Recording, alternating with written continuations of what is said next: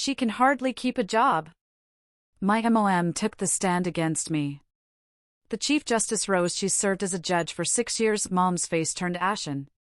Can you imagine spending your entire life desperately seeking your mother's approval, only to have her stand in a courtroom and try to destroy your reputation, painting you as an unstable, unfit mother? What she didn't know, what no one knew, was that I was a judge, and the Chief Justice of that very court knew exactly who I was. The silence that fell over the courtroom when the truth came out? Oh, you won't believe it. My name is Adelaide Bennett, and for as long as I can remember, life felt like a constant performance. My audience of one? My mother, Evelyn. And she never applauded. We lived in this picture-perfect 2-story colonial in Lexington, Massachusetts, exactly how my mother wanted everything to appear. But behind those walls, it was a different story. My mother was the queen of perfectionism. Nothing was ever good enough, especially when it came to me. An A-? Why wasn't it an A+? Second place? She'd always point out the girl who came in first. Her standards were just impossible. Adelaide, stand up straight. Adelaide, your hair's a mess. Adelaide, that outfit makes you look heavy. Her words, they were everywhere, echoing in my head even when she wasn't around. I tried so hard to please her, contorting myself into whatever shape I thought might finally earn a glimpse of approval. It never came. My dad, James, he was my buffer. My safe harbor.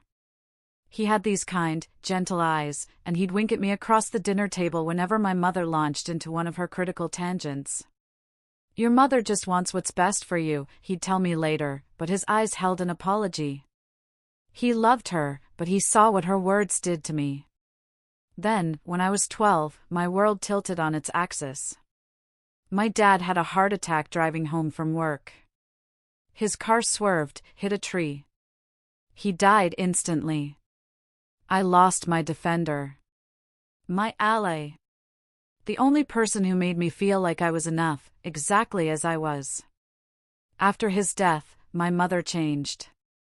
Her criticism intensified, like she needed to fill the void of his gentleness with an extra dose of her harshness.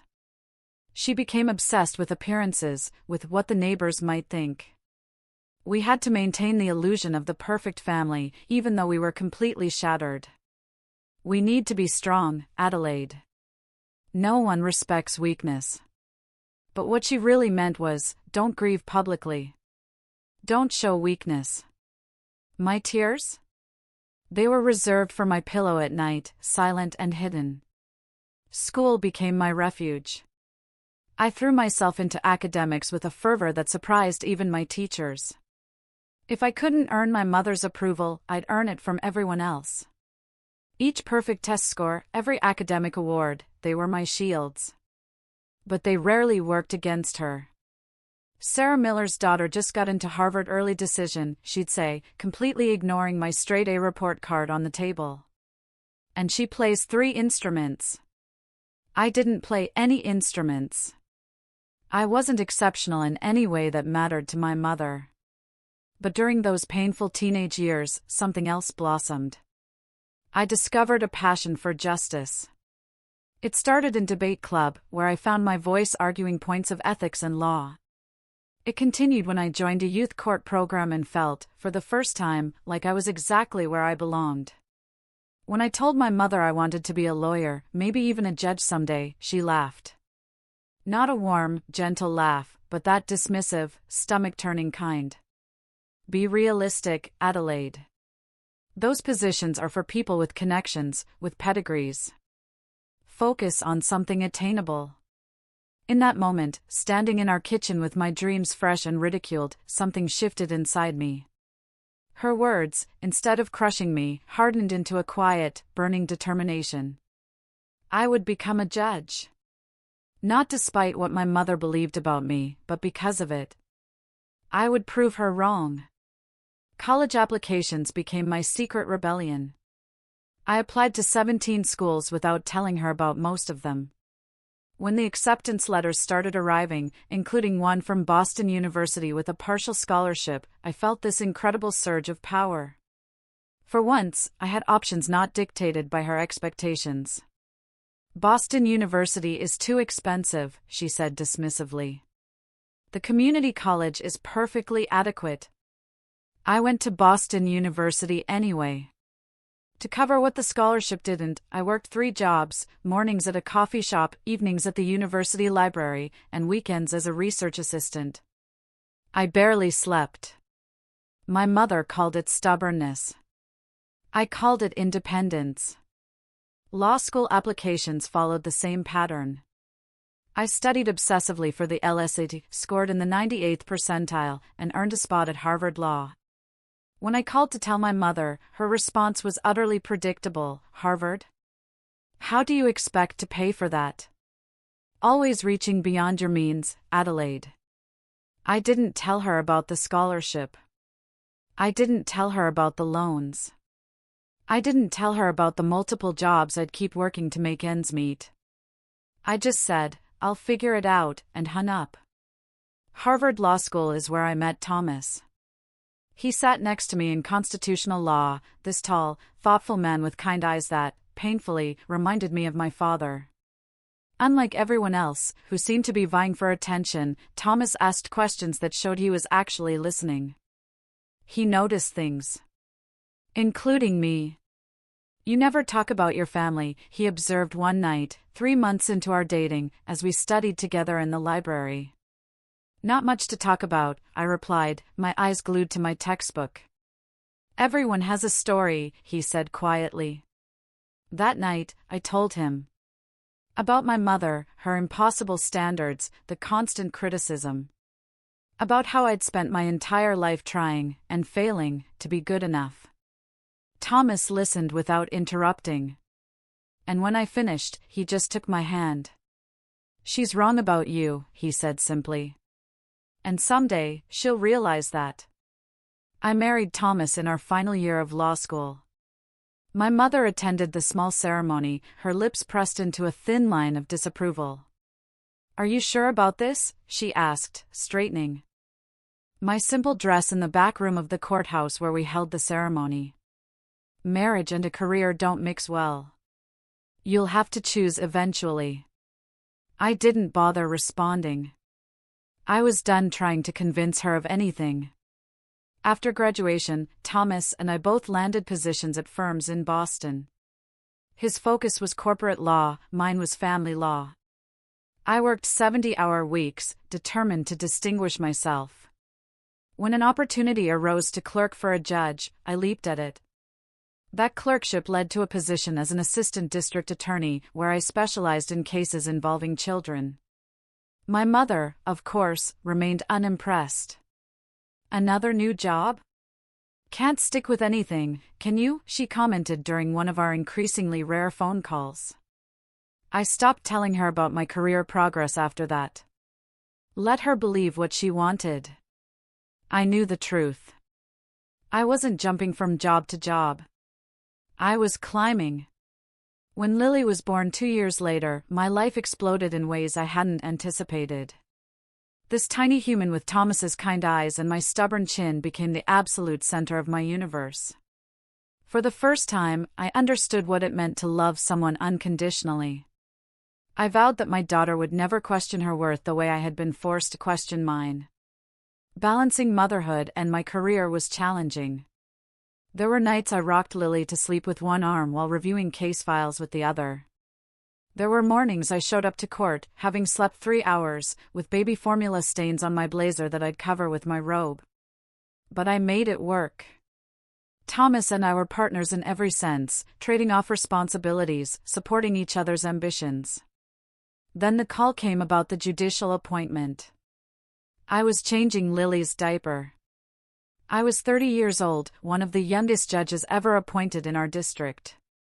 The committee had been so impressed by my work as an ADA, especially my handling of sensitive cases involving children in crisis. The position was in family court, exactly where I wanted to be. I accepted immediately.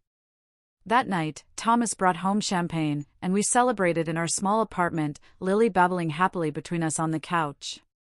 "Are you going to tell your mother?" Thomas asked gently.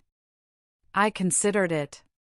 For a moment, I imagined her pride, her realization that she had been wrong about me all along. Then reality reasserted itself. "No," I said finally. "She'd find a way to diminish it. To make it seem less than what it is." So, my mother continued to believe I was professionally unstable, jumping from job to job, unable to commit to a career path. Meanwhile, I donned a black robe each morning and made decisions that affected the lives of families in crisis. The irony was not lost on me. For 6 years, I served as a judge while my mother remained ignorant of my position. We maintained a distant relationship, obligatory holiday visits and occasional phone calls that left me drained. She doted on Lily, but couldn't resist criticizing my parenting. "She seems very attached to that pacifier. You know that will ruin her teeth. Is that what you're feeding her? No wonder she's so fussy. You work too much. Children need their mother present." I learned to let her words roll off me, protecting both myself and Lily from their sting. What I didn't know was that my mother was collecting these moments, storing them away like ammunition for a battle I didn't even know was coming. The call came on a Tuesday evening. I was in my chambers, reviewing a particularly difficult custody case, when my sister Natalie's name flashed on my phone. Natalie and I had never been close. 2 years younger than me, she'd been our mother's favorite, the compliant daughter who never challenged authority. At least, that was true until her junior year of college, when she dropped out and disappeared into a world of substance abuse that had claimed her for the past decade. "Adelaide?" Her voice was thin, fragile. "I need help." She was in rehab again. Her third attempt at sobriety. This time, Child Protective Services had intervened. Her children, Emma and Jack, ages 6 and 4, had been found alone in their apartment while Natalie was unconscious from an overdose in the bathroom. She had survived, but her parental rights were in jeopardy. "They say I can't have them back until I complete the program and prove I can stay clean," she said, her voice breaking. "They're talking about foster care, Adelaide. Please, don't let them put my babies in foster care." I closed my eyes, feeling the weight of what she was asking. Thomas and I had discussed taking in Natalie's children before, during her previous crises, but it had never come to this point.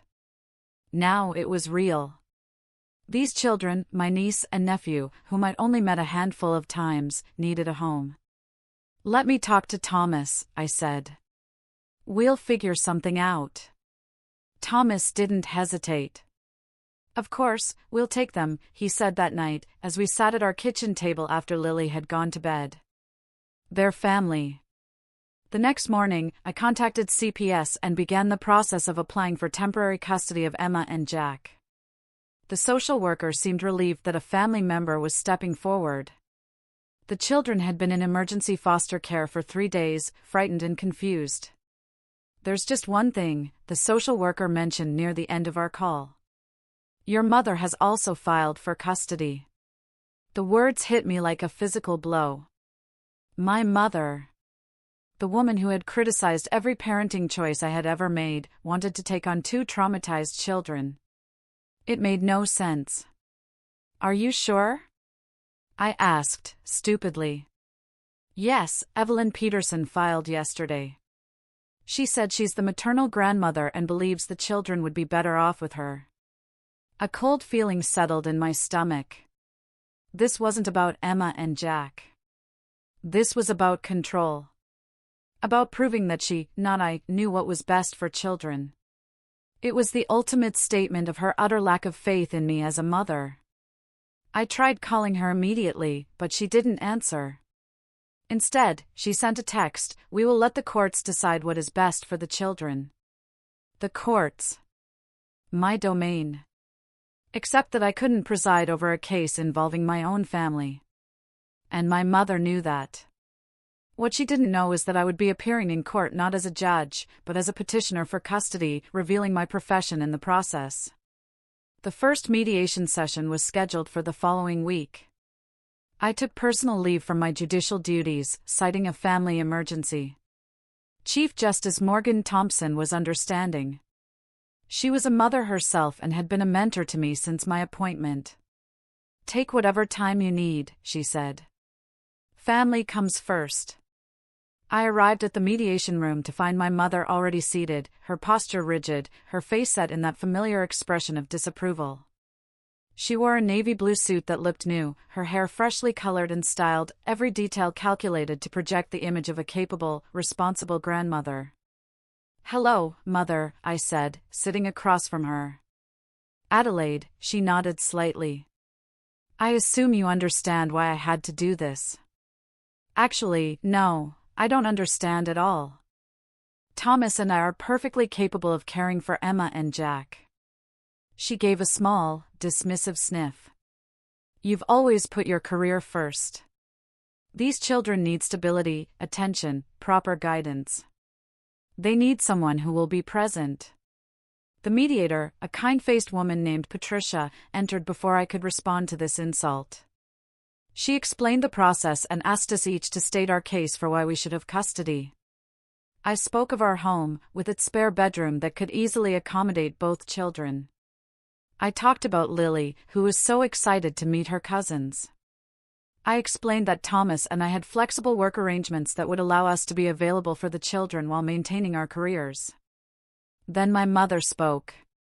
And I felt the ground shift beneath me. "My daughter," she began, her voice dripping with concern, "has never been able to maintain stability in her life. She jumps from job to job, never settling, always chasing the next opportunity.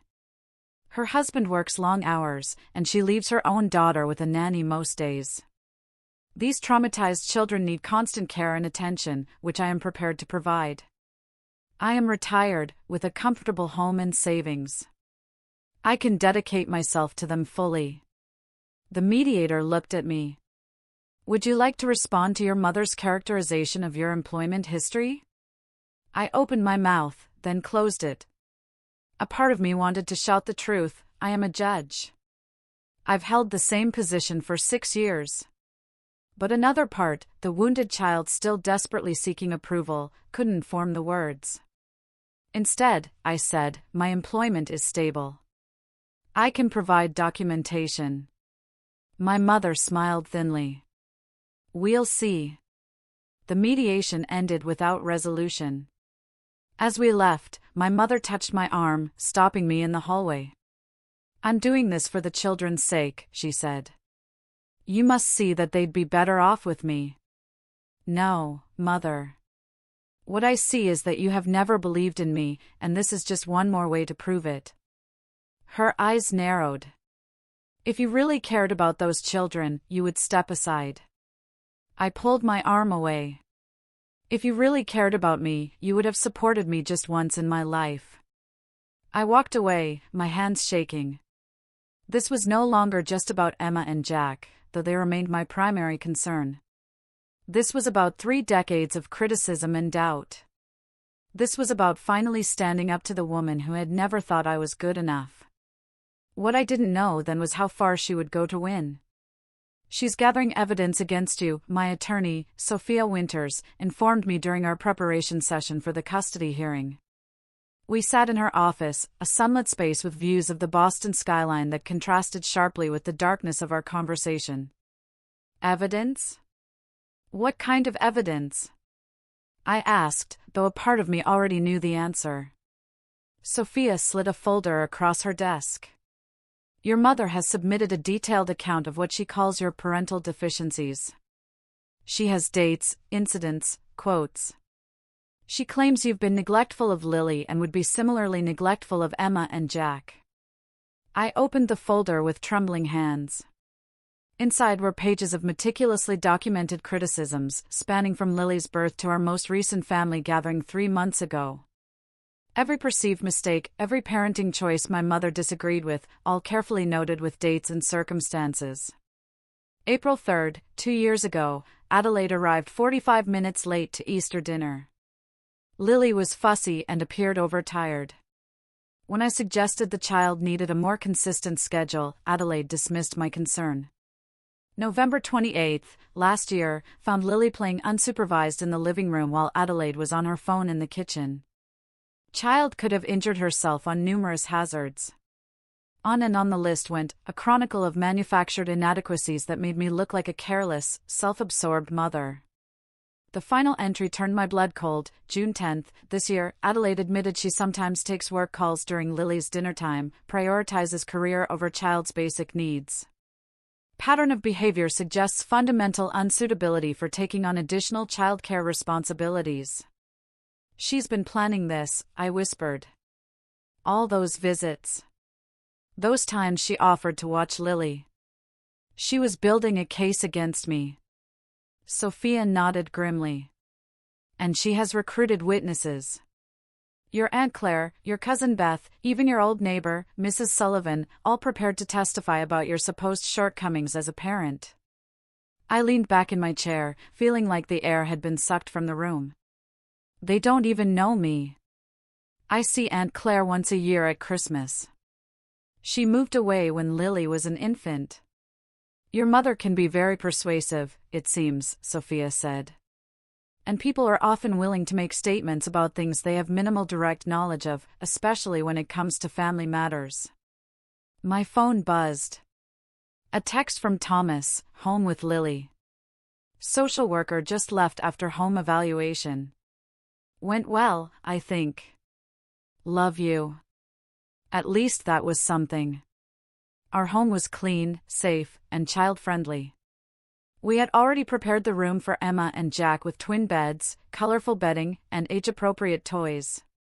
The social worker had seemed impressed with our preparation and Lily's obvious happiness and well-being. What about my job? I asked Sophia. She keeps saying I jump from job to job. When the truth comes out that I've been a judge for 6 years, that's actually our strongest counterpoint.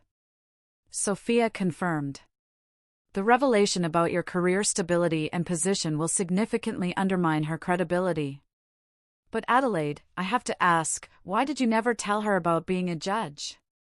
I stared out the window at the city below, considering the question.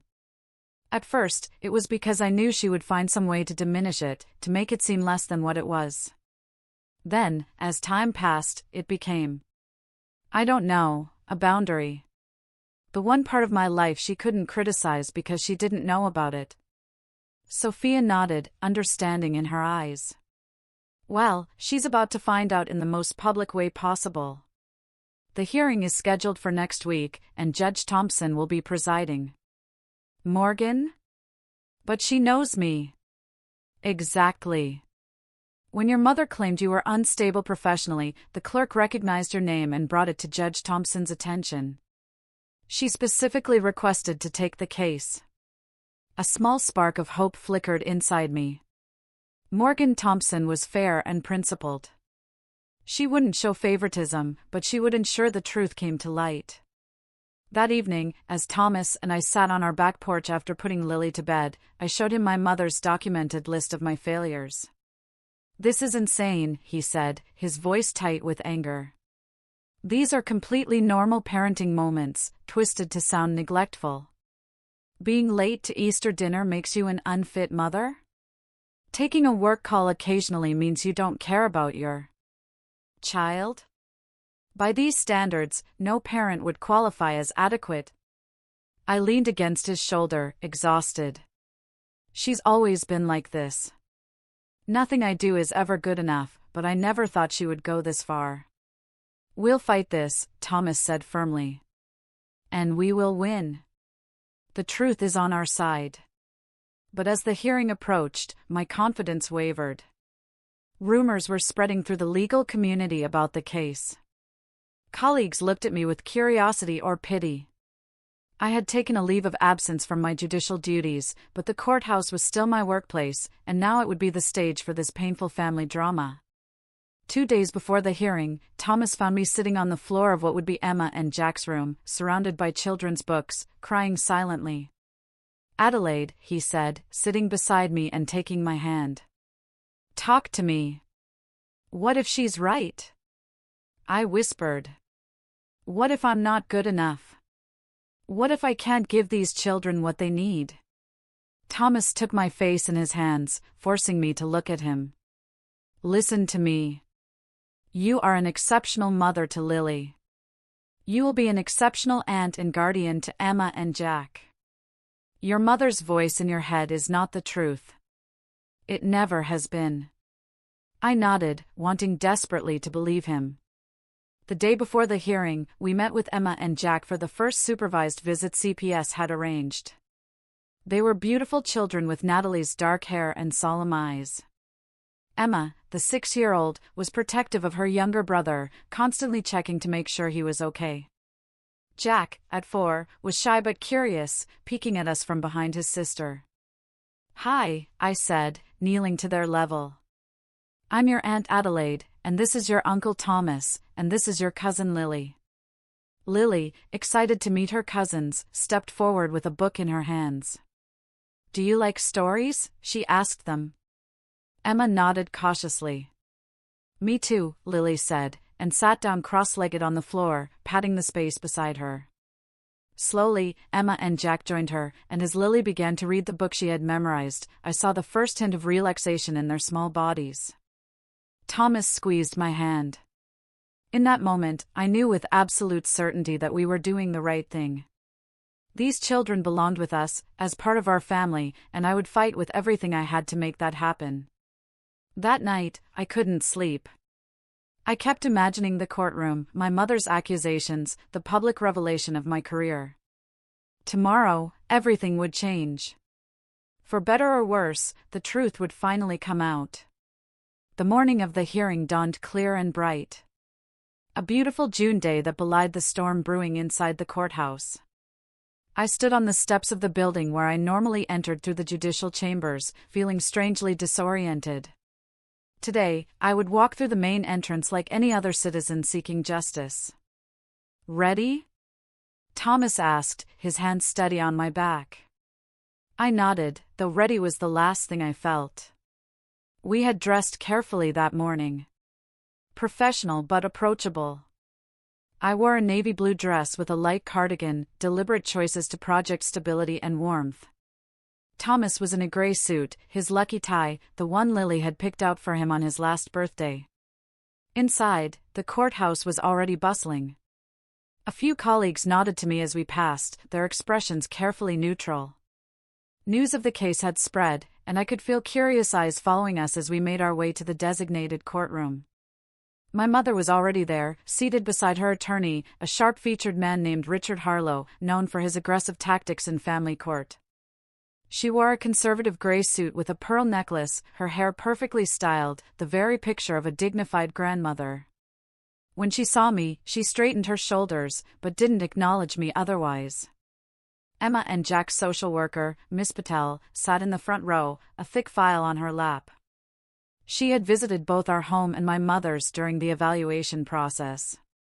Her report would carry significant weight. At precisely 9 o'clock, the bailiff called the court to order, and Chief Justice Morgan Thompson entered. Tall and imposing in her black robes, with silver threaded through her dark hair, she commanded respect merely by her presence. She nodded to the court and took her seat. "We are here in the matter of guardianship for minors Emma and Jack Collins," she began, her voice clear and authoritative. "I understand both the maternal aunt, Adelaide Bennett, and the maternal grandmother, Evelyn Peterson, are seeking custody." The preliminary matters proceeded with formal statements from both attorneys. Sophia presented our case first, highlighting our stable home, financial security, and commitment to keeping the siblings together in a loving family environment with their cousin. She mentioned my stable employment without specifying my role as a judge, as we had agreed to let that revelation come naturally. Then Richard Harlow rose for my mother's case. His opening statement painted a picture of my mother as the selfless grandmother willing to devote her retirement years to raising her grandchildren, contrasted with me, the supposedly career-obsessed niece who could not be relied upon. "Your Honor," he concluded, "we will present evidence that Miss Bennett's home environment and work history make her fundamentally unsuitable as a guardian for these vulnerable children." I felt Thomas tense beside me at these words. I squeezed his hand silently, urging him to remain calm. We had anticipated this approach. The first witnesses were character references for both sides. Thomas's parents testified to our parenting abilities and stable home. My colleague from the courthouse, Judge Davidson, carefully avoided mentioning my judicial role while attesting to my character and integrity. Then came my mother's witnesses. Aunt Claire took the stand, nervously avoiding my gaze as she confirmed that she had concerns about my parenting based on family gatherings where I seemed distracted with Lily. On cross-examination, Sophia established that Aunt Claire had only seen me with Lily 4 times in 8 years, hardly enough to form a comprehensive opinion of my parenting. My cousin Beth testified via video link from California, repeating almost verbatim phrases I recognized from my mother's documented list of my failures. When Sophia asked when she had last seen me in person, she admitted it had been 5 years ago, at a family reunion when Lily was 3. By mid-morning, it was my mother's turn to testify. She settled into the witness stand with the composed confidence of someone who believed absolutely in her own righteousness. Richard Harlow led her through prepared questions about her relationship with Emma and Jack, her home, her financial stability, and her availability to care for the children. Then came the attack I had been dreading. Mrs. Peterson, do you have concerns about your daughter's ability to provide a stable home for these children? Harlow asked. My mother sighed, a performance of reluctance that made my teeth clench. I don't want to speak ill of my daughter, she began, the very definition of speaking ill. But Adelaide has always struggled with commitment and follow-through. As a mother, I have watched her jump from interest to interest, job to job, never settling. Even with Lily, she seems more concerned with her career than her child's needs. Could you elaborate on her employment history? Harlow prompted. This was it. The moment of reckoning. My mother leaned forward slightly, her voice taking on a tone of sad concern. Adelaide has never held a job for more than a year or 2. Right after law school, she worked at a firm, then left to clerk for a judge, then became some kind of assistant prosecutor, then something else. She constantly changes positions, always claiming it's a step up, but never finding satisfaction. She can barely hold a job. A murmur ran through the courtroom. I sat perfectly still, feeling strangely calm now that the accusation had finally been made explicit. Thomas's hand tightened around mine. And you believe this employment instability affects her parenting? Harlow continued. Of course, it does. Children need consistency, stability. Adelaide's restlessness, her constant career changes, create an unpredictable environment. Emma and Jack have already experienced too much instability with my younger daughter's issues. They need a rock, not another person whose priorities lie elsewhere. I felt a tear slide down my cheek and brushed it away quickly. These weren't just cruel words. They were a fundamental misunderstanding of who I was, who I had always been. My mother truly believed I was incapable, unreliable, inadequate. When Richard Harlow finished his questioning, Sophia stood for cross-examination. She approached the witness stand with measured steps. Mrs. Peterson, she began, when was the last time your daughter told you about a job change? My mother frowned slightly. She doesn't always tell me directly, but I know she has moved around frequently in the legal profession. So, you don't actually know her current employment status or position? I know she works as some kind of lawyer, my mother said dismissively. The specifics change so often it's hard to keep track. Sophia nodded thoughtfully.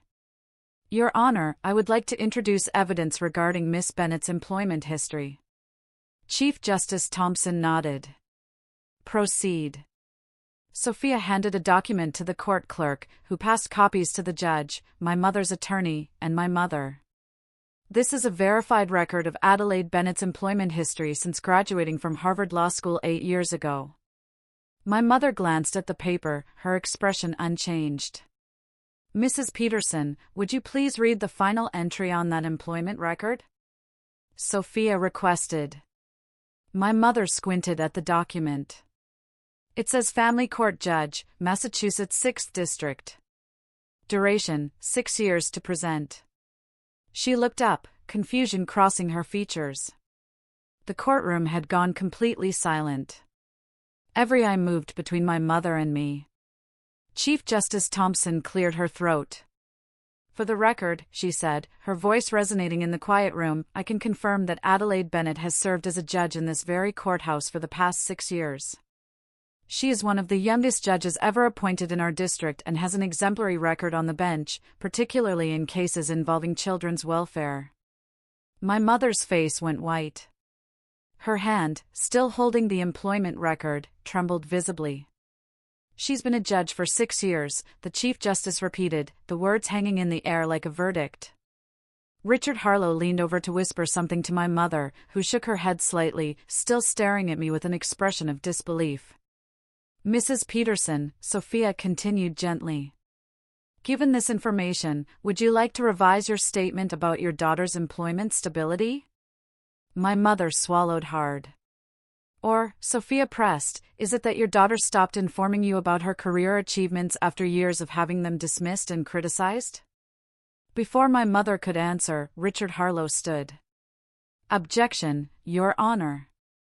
Counsel is testifying." "Sustained," Chief Justice Thompson said. "Miss Winters, please rephrase." Sophia nodded. "Mrs. Peterson, when was the last time you expressed pride or approval regarding one of your daughter's career accomplishments?" My mother's gaze dropped to her hands. "I don't recall specifically."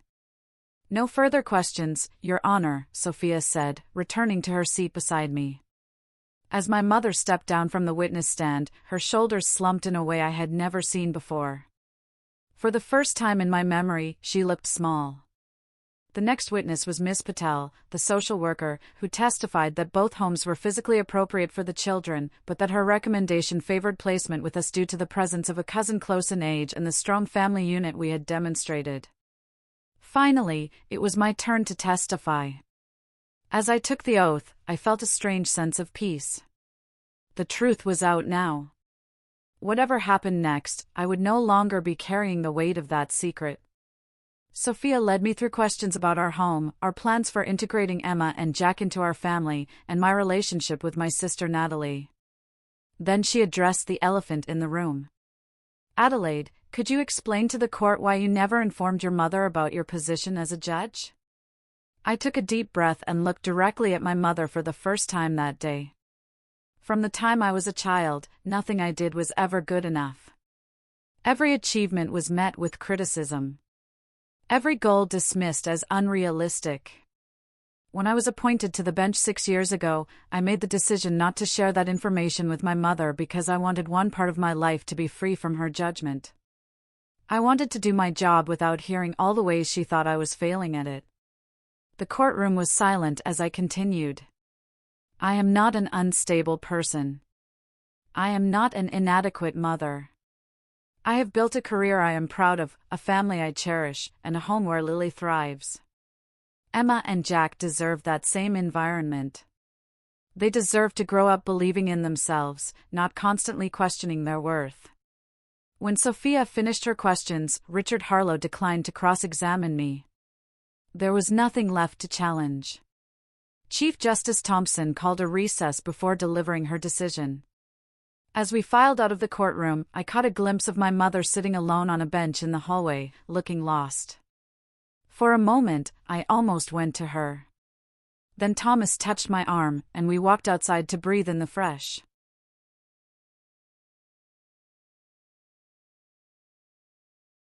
air and prepare for whatever came next. The courtroom seemed more crowded when we returned after the recess, word having spread about the dramatic revelation. I kept my eyes forward as we took our seats, avoiding the curious glances from spectators. Thomas sat beside me, his steady presence a comfort as we awaited the Chief Justice's decision. My mother entered last, her attorney guiding her to their table. She looked diminished somehow, her earlier confidence replaced by a stiff uncertainty. When our eyes briefly met, she quickly looked away, a gesture that spoke volumes about how the power dynamic between us had shifted. Chief Justice Thompson returned to the bench, her expression unreadable as she settled into her chair and arranged the papers before her. The courtroom fell silent in anticipation. After careful consideration of all testimony and evidence presented today, she began, I have reached a decision in the matter of guardianship for Emma and Jack Collins. She outlined the factors considered, the stability of both households, the relationship with the children, the support systems in place, and the recommendations of the social worker. I held my breath, feeling Thomas's hand tighten around mine. While I recognize Mrs. Peterson's genuine desire to care for her grandchildren, I find that placement with Adelaide and Thomas Bennett provides the most beneficial environment for the children at this time. The presence of a cousin close in age, the demonstrated parenting capabilities, and the strong recommendation of the social worker all support this decision. Relief flooded through me, so powerful that for a moment I couldn't hear anything else the judge was saying. We had won. Emma and Jack would be coming home with us. Additionally, Chief Justice Thompson continued, I am ordering a visitation schedule that includes regular contact with Mrs. Peterson, recognizing the importance of maintaining that grandparent relationship. The details of this schedule will be worked out with the assistance of family services. This court will retain jurisdiction to modify these arrangements as circumstances change, including potential reunification with the mother upon successful completion of her rehabilitation program. Court is adjourned. The gavel struck, and the tension that had held me rigid throughout the hearing finally released. Thomas embraced me, and I buried my face against his shoulder, overwhelmed with emotion. Congratulations, Sophia said warmly as people began to file out of the courtroom. This is the right outcome for those children. I nodded, unable to form words past the lump in my throat. As we gathered our things to leave, I noticed my mother still seated at her table, now alone as her attorney spoke with the court clerk across the room. On impulse, I approached her. Mother, I said softly. She looked up, her expression a complex mixture of emotions I couldn't fully decipher. Hurt? Certainly. Anger, perhaps. But also something that might have been shame. 6 years, she said, her voice barely audible. You've been a judge for 6 years, and I didn't know. You never asked, I replied simply. You assumed I was failing. She flinched slightly at my words. I was trying to protect you from disappointment. The world is harsh, Adelaide. I wanted you to be prepared. By making sure I never felt good enough? That wasn't protection. That was control. Her lips pressed into a thin line. You've always been so stubborn. So convinced you knew better than me. And I proved I did, I said, not unkindly. Mother, I built a life you know nothing about because you never bothered to really see me. To listen to me. You created a version of me in your head that doesn't exist. She looked away, gathering her purse and standing abruptly. The judge said I get visitation with the children. Yes, and we will honor that. But there will be boundaries, Mother. I will not allow Emma and Jack to grow up feeling the way I did. Constantly criticized and diminished. I never, she began, then stopped. For perhaps the first time in our relationship, she seemed at a loss for words. We can talk about arrangements next week, I said. For now, Thomas and I need to prepare for bringing Emma and Jack home. I turned to go, but her voice stopped me. Adelaide. She hesitated. Congratulations on becoming a judge. That's quite an achievement. The words were stiff, awkward, as if she was speaking a foreign language, but they were the closest thing to approval she had offered me in decades. I nodded once in acknowledgement, then walked away to join Thomas and Sophia by the door. Outside the courthouse, the bright afternoon sunlight felt symbolic, illuminating a new chapter in all our lives. Thomas called the social worker to arrange for Emma and Jack to move in the following day. I stood on the steps, breathing deeply, feeling both victorious and strangely sad. Are you okay? Thomas asked, slipping his arm around my waist. Yes, I said. It's just. I never wanted it to come to this. A public confrontation, our family issues exposed in court. I know, but maybe it needed to happen. Your mother has been living in a fiction of her own creation for years. Now she has to face reality. We drove home to prepare for the children's arrival, stopping to buy a welcome banner that Lily insisted on making herself. As I helped her with the letters, carefully guiding her small hands, I made a silent vow that these children would always know they were enough, exactly as they were. That evening, as we finished dinner, the doorbell rang. Thomas went to answer it while I helped Lily with her dessert. A moment later, he returned to the kitchen with an unexpected visitor. My mother stood awkwardly in our dining room, looking out of place and uncomfortable. Lily, always friendly, waved happily. "Hi, Grandma." "Hello, Lily," my mother said, her voice softer than usual, then to me, "May I speak with you privately?" Thomas nodded to me. "I'll get Lily ready for bath time." "Take your time." I led my mother to the living room, gesturing for her to sit on the couch while I took the chair opposite. For a long moment, neither of us spoke. "Your home is lovely," she finally said, glancing around at the comfortable, lived-in space with toys neatly corralled in colorful bins and family photos on every surface. "Thank you," I replied, waiting for whatever had brought her here. She smoothed her skirt over her knees, a nervous gesture I had rarely seen from her. "I've been thinking about what happened today. About what you said." I remained silent, allowing her the space to continue. "Perhaps I have been too critical over the years. I thought I was preparing you for a world that would judge you harshly.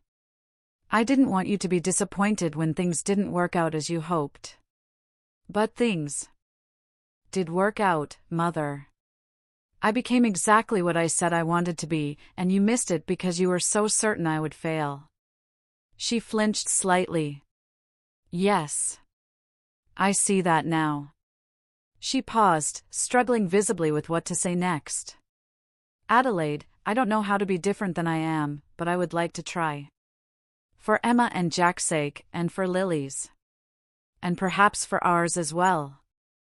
It was not quite an apology, but for my mother, it was extraordinary. An acknowledgement, at least, that something needed to change. "It will take time," I said carefully. "Trust is built slowly, especially after it has been broken repeatedly." She nodded, her eyes downcast. "I understand. I just want a chance." "We can start with the visitation schedule for Emma and Jack," I offered. "Perhaps you could come for Sunday dinners. Spend some time getting to know them in our home first, where they feel safe." "I would like that," she said.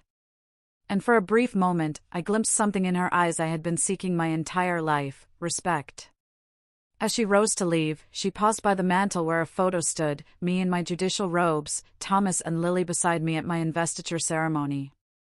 "You look very distinguished," she said quietly. "Your father would have been proud." She left before I could respond, the mention of my father bringing a fresh ache to my heart. I stood in the doorway, watching her walk to her car. This complicated woman who had shaped so much of who I was, for better and worse.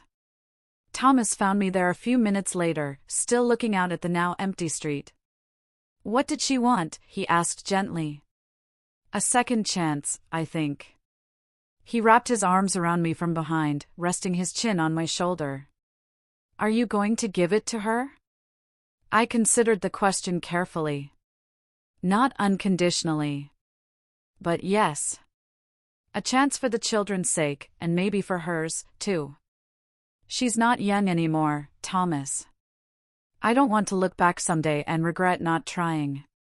He nodded against my shoulder. "You have always been the strongest person I know, Adelaide Bennett. And the most compassionate." That night, as I checked on Lily one last time before bed, watching her peaceful sleep in the glow of her nightlight, I thought about the legacy we pass to our children. Not just our features or our mannerisms, but our wounds, our fears, our beliefs about ourselves and the world. I had spent 30 years believing I was never quite good enough because that was what my mother had taught me. I would not pass that belief to Lily, or to Emma and Jack. Tomorrow would bring new challenges, integrating two traumatized children into our home, establishing boundaries with my mother, balancing my return to the bench with my expanded family responsibilities. But tonight, in the quiet of my daughter's room, I felt ready for whatever came next. For the first time in my life, I knew with absolute certainty that I was enough. 3 months after the courtroom revelation, I stood in my chambers, adjusting my judicial robe before heading into court. The familiar weight of the black fabric settled on my shoulders, a physical reminder of the authority I had earned and the responsibility I carried. On my desk sat 3 framed photos, one of Thomas and me on our wedding day, one of Lily at her 5th birthday party, and a new addition, Emma and Jack laughing as they played in our backyard sprinkler with Lily. My return to the bench after the custody hearing had been met with quiet respect from my colleagues. No one mentioned the case directly, but I had received several notes of support and the occasional knowing nod in the courthouse hallways. Chief Justice Thompson had stopped by my chambers on my first day back. "Family comes first, Adelaide," she had said simply. "But we are glad to have you back. The children who come before this court need judges who understand what is truly at stake." I had thanked her, not just for her words, but for her role in revealing the truth. She had waved away my gratitude. The truth has a way of emerging when it is most needed. At home, we had settled into a new rhythm, 5 of us instead of 3. Emma and Jack had arrived with small suitcases and guarded expressions, uncertain of this new arrangement. Lily had immediately appointed herself their personal tour guide, showing them the backyard tree swing, the secret cupboard under the stairs where we kept board games, and the kitchen drawer dedicated to art supplies. "You can have anything in here," she had told them solemnly. "Except the glitter. That is only for special projects because Daddy says it multiplies when you're not looking." The first few weeks had been challenging. Jack had nightmares that sent him screaming into wakefulness, his small body shaking with terror until one of us could reach him. Emma, protective and watchful, had initially insisted on supervising every interaction between her brother and us, as if she didn't quite trust that we would take proper care of him. Thomas and I had established a stable routine, understanding that consistency would help them feel secure. Bedtimes, meals, playtimes, all followed a predictable pattern. Slowly, the children began to relax. Jack's nightmares became less frequent. Emma started to play more and supervise less. They began to feel like part of our family rather than visitors in our home. Natalie called weekly from rehab, her voice stronger each time. She spoke to her children with a combination of love and regret that broke my heart. "I'm getting better," she told them. "Aunt Adelaide and Uncle Thomas will take good care of you until I can." I had visited her twice, seeing for myself the progress she was making. This time felt different from her previous attempts. Honestly, looking back, I still grapple with parts of it. What would you have done in my shoes, keeping such a huge part of your life secret from someone who should have been your biggest supporter? And have you ever had to draw a line in the sand with family, even when it felt incredibly painful? I'd really love to hear your thoughts in the comments below.